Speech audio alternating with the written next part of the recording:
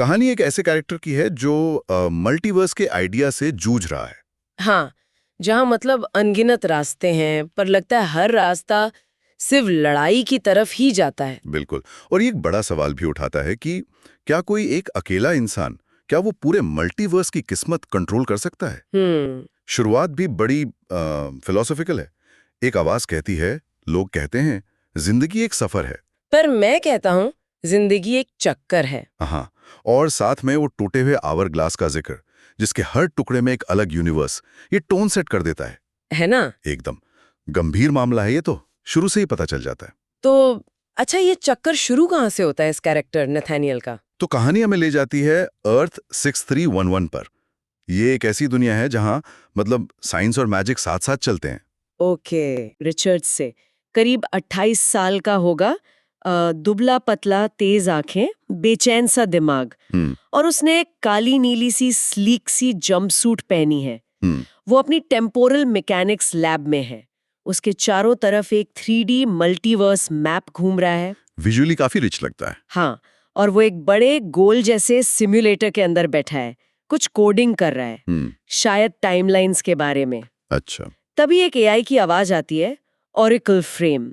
आवाज तो मतलब शांत है, पर उसमें एक ठंडक सी है। क्या कहती है वो एआई? वो कहती है, सिमुलेशन 7,325,402,000,000 पूरा हुआ। 7 ट्रिलियन? हाँ, 7 ट्रिलियन से भी ज्यादा। और फिर वो नतीजा बताती है, रिजल्ट, सभी टाइमलाइंस जंग में खत्म होती हैं। सबकी सब जंग में? ये तो बहुत ही डिप्रेसिंग है। बिल्कुल। और बात यहीं खत्म नहीं होती। ओरेकल फ्रेम आगे कहती है, मल्टीवर्सल कोलैप्स का खतरा 100%। 100%? हाँ, फिर कहती है, जब तक एक अकेली सीक्रेट थ्रेड को बनाए ना रखा जाए। एक अकेली थ्रेड? हाँ, और इस पर नथानियल के चेहरे पे देखो, एक अजीब सा मिक्सचर है, डर का और जिद का। तो वो क्या करता है? वो कहता है, तो वो धागा मैं खुद पकड़ूंगा। खुद पकड़ेगा मतलब अकेले दम पर? यही इरादा है उसका। लेकिन ये जो ओरेकल ने 60 ट्रिलियन सिमुलेशंस में देखा, वो असलियत तो और भी भयानक होगी फिर। हाँ, और वो भयानक सच हमें दिखता है सीन 2 में। नाम है द मल्टीवर्सल वॉर। अच्छा। ओरेकल अब 360 डिग्री होलोग्राम में दिखाती है, हर तरफ नथानियल के ही अलग अलग रूप, कैंग के वेरिएंट्स। कैंग मतलब नथानियल ही? हाँ, वो जो अलग अलग रास्तों पर निकल पड़े थे और वो सब एक दूसरे से लड़ रहे हैं, भयंकर लड़ाई। किस तरह की लड़ाई, मतलब क्या दिखता है उसमें? अरे बहुत कुछ। एक तरफ शायद रामाटट है, जो इजिप्ट वाला वर्जन लगता है, पिरामिड से सोलर कैनन चला रहा है। बाप रे। दूसरी तरफ कंग द कॉन्करर है, अपनी बड़ी बड़ी स्पेसशिप्स और आर्मी के साथ तबाही मचा रहा है। और फिर एक इमॉर्टिस भी है। वो हथियार नहीं उठाता, वो बस पॉलिटिक्स, साजिशों से पूरी की पूरी सिविलाइजेशंस खत्म कर रहा है। ये तो अपनी वर्जन से लड़ रहा है वो। बिल्कुल। और ये सब नथानियल के अलग अलग चेहरे हैं, जो एक दूसरे को मिटाने पर तुले हैं। और इसका असर क्या होता है दुनिया पर? मोन्टाज में दिखता है, ऑल्टरनेट एवेंजर्स हार रहे हैं। कहीं आयरन मैन का हेलमेट स्पेस में तैर रहा है, कहीं थॉंग का हथौड़ा टूटा पड़ा है। यहाँ तक कि गैलेक्टिस जैसा कोई यूनिवर्स खाने वाला भी दिख जाता है। मतलब पूरी तबाही। ये सब देखकर नथानियल का क्या रिएक्शन होता है? उसे घिन आती है, नफरत होती है, और वो समझ जाता है। वो कहता है, ये बचने की लड़ाई नहीं, ये तो सिर्फ मैं, ईगो की लड़ाई है। और अगर मैं सिर्फ देखता रहा तो मैं भी इनसे बेहतर नहीं। ये एक बड़ा रियलाइजेशन है। तो इस एहसास के बाद वो क्या करता है? क्या वो भी इस ईगो की जंग में कूद पड़ता है? नहीं, वो एक अलग रास्ता चुनता है। सीन 3 आता है, द ट्रैवल्स। ट्रैवल्स मतलब यात्राएं? हाँ, वो एक डिवाइस बनाता है, कलाई पर पहनने वाला बैंड जैसा, मल्टीवर्सल नेविगेशन डिवाइस। अच्छा। उससे वो एक सुनहरा सा पोर्टल खोलता है और अलग अलग टाइमलाइंस में जा सकता है। और वहां जाके क्या करता है? वो अपने ही दूसरे वर्जन से मिलता है, कैंग के अलग अलग रूपों से।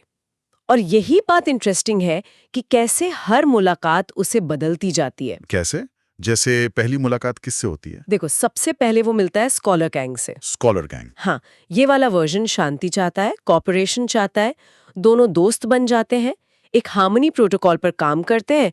नथानियल को एक उम्मीद सी मिलती है। चलो, कुछ तो अच्छा हुआ। पर फिर ये स्कॉलर गैंग मारा जाता है। अरे नहीं। हाँ, नथानियल एकदम टूट जाता है, पर उसे एक सबक मिलता है कि इस मल्टीवर्स में अच्छे इरादे कितने नाजुक हैं। ये तो दुखद था।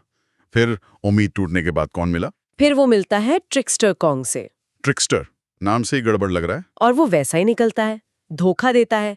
उन्होंने मिलकर एक पीस बीकन बनाया होता है शांति के लिए। हाँ, ये ट्रिक्स्टर उसे हथियार में बदल देता है और नथानियल से कहता है, तुम बहुत भोले हो नथानियल, हम सब अंदर से एक जैसे ही हैं। ओहो, मतलब भरोसा तोड़ा उसने। बुरी तरह।